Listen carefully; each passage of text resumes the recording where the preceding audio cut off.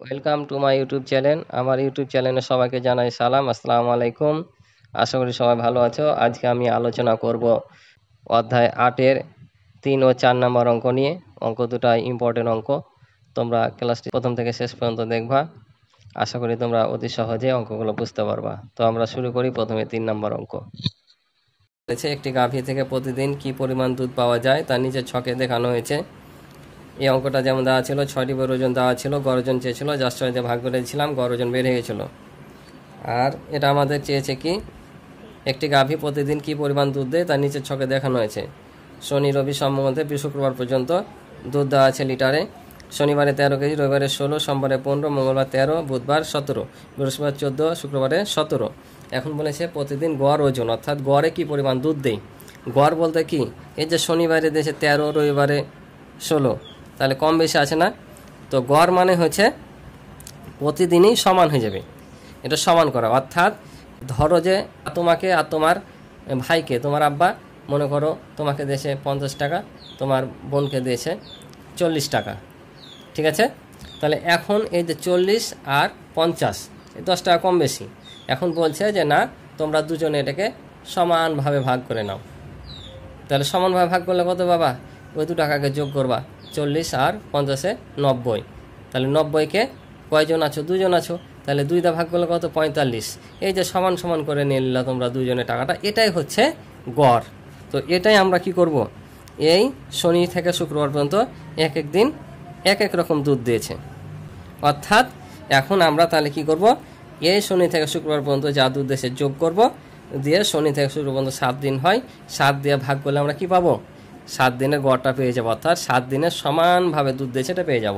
তাহলে আমরা এখন কি করব, আগে 7 দিনের দুধ দিয়েছে এটা যোগ করি আমরা। তাহলে লিখি যে গাভীটি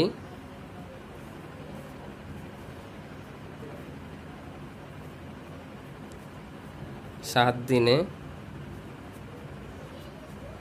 মোট দুধ দেয়। তাহলে আমরা এটা সব যোগ করব। তাহলে প্রথম দিন দিয়েছে অর্থাৎ শনিবারে 13 কেজি লিটার, 16, 15, 13 যোগ 17 যোগ 14 যোগ 17 লিটার।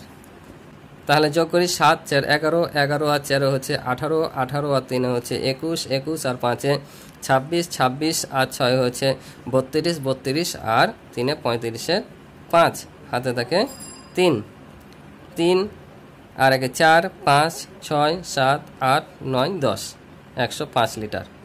অর্থাৎ 7 দিনে মোট দুধ দিয়েছে কত লিটার? 105 লিটার। তাহলে এখন লিখবো যে অতএব গাভীটি কয়দিনে? 7 দিনে গড়ে দুধ দেয়, গড়ে দুধ দেয়। তাহলে কি করব, 105-কে ভাগ করে দেবো। কত দিয়ে ভাগ করব? 7 দিন দিয়ে, কারণ টোটাল কয় দিনে দুধ দিয়েছে? 7 দিনে। তাহলে এত লিটার। তাহলে 7 দিয়ে যদি আমরা ভাগ করি কত পাবো? তাহলে ভাগ করে আমরা দেখাই, 7 দিয়ে 105-কে ভাগ। তাহলে 7-এর 1 ঘর আছে, 1 ঘর নিলে ছোট হয়ে যাবে, 2 ঘর নিব। তাহলে 7 1-কে 7, 10 থেকে 7 বাদ দিলে 3, 5 নামবে, 5 7-এ 35। তাহলে কত কেজি পেলাম? কত লিটার পেলাম? 15 লিটার। তাহলে আমরা এখানে লিখব 15 লিটার। অর্থাৎ গাভীটি 7 দিনে গড়ে কয় লিটার করে দুধ দেয়? 15 লিটার। দেখো শনি থেকে সোমবার পর্যন্ত বিভিন্ন রকমভাবে কী দিয়েছিল? দুধ দিয়েছিল। আমরা যখন গড়ে করলাম তখন শনি রবি সোম থেকে শুক্রবার পর্যন্ত কি গড় ধরলে 15 লিটার করে দুধ দিয়েছে। এটাই হচ্ছে গড়, এটাই হচ্ছে আমাদের অ্যান্সার। আসল অঙ্কটা বুঝেছ। এরপর পরের অঙ্ক 4 নম্বরটা দেখি। 4 নম্বরটা কি বলেছে এখানে বলছে, দেখো সোহেল ও হামিদা বাংলা, ইংরেজি, গণিত, বিজ্ঞান এবং বাংলাদেশ ও বিশ্ব পরিচয় পরীক্ষায় প্রাপ্ত নম্বর দেওয়া আছে। প্রত্যেকের গড় নির্ণয় করো এবং দুজনের মধ্যে কে পরীক্ষায় ভালো করেছে তা বের করো। তো দেওয়া আছে সোহেল হামিদা বাংলা, গণিত, ইংরেজি দেওয়া আছে। মোট কয়টি বিষয়? 5টি বিষয় দেওয়া আছে।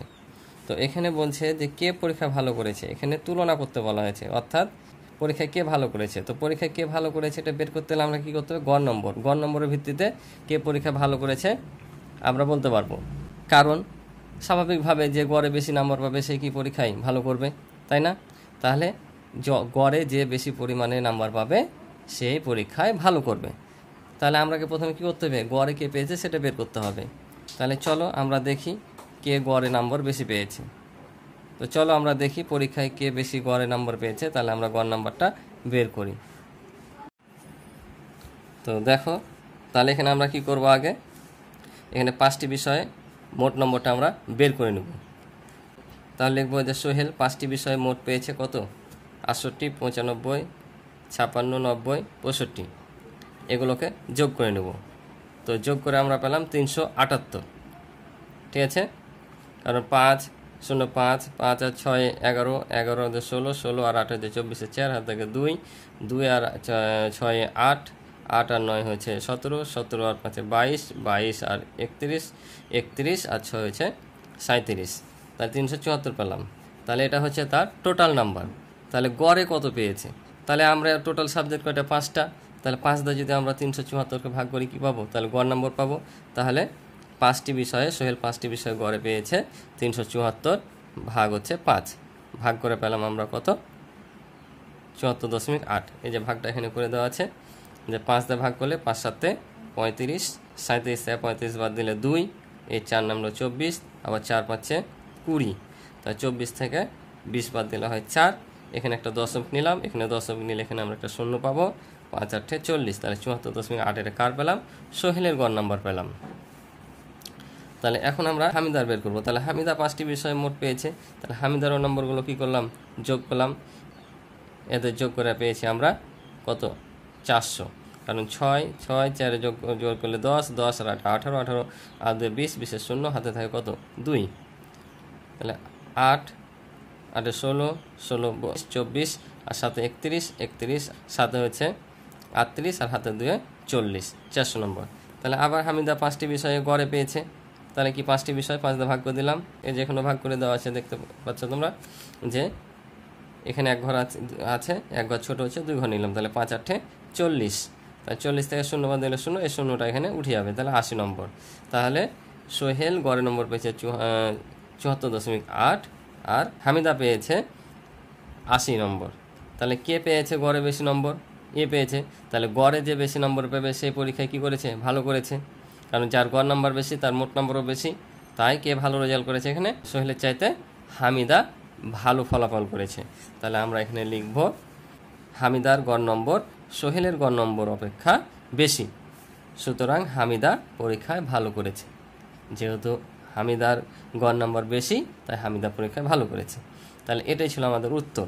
এখানে উত্তরটা লিখে দিতে পারো যে উত্তর হামিদা পরীক্ষায় ভালো করেছে এবং হামিদার গড় নম্বর 80 এবং সোহেলের গড় নম্বর 74.8। আশা করি তোমরা অঙ্কটা বুঝেছে। অঙ্কটা ইম্পর্টেন্ট। অনুশীলনীর যে 4টা অঙ্ক আছে, অনুশীলনীর এখানে যে 4টা অঙ্ক আছে, সেই 4টা অঙ্কের মধ্যে এই অঙ্কটা সবচাইতে বেশি ইম্পর্টেন্ট। তারপরে এই অঙ্কটা পরীক্ষায় এটা আসার মতো একটা অঙ্ক। তোমরা অঙ্কটা ভালো করে করবা। আশা করি তোমরা অঙ্কটা বুঝেছ। যদি ক্লাসটা তোমাদের ভালো লাগে, অঙ্ক বুঝে থাকো, অবশ্যই লাইক দিয়ে আমার পাশে থাকবে এবং আমার চ্যানেলটি সাবস্ক্রাইব করে দিবে। আমি তোমাদেরকে আরও নতুন নতুন ভিডিও দিতে উৎসাহ হব। ভালো থাকো, আল্লাহ হাফেজ।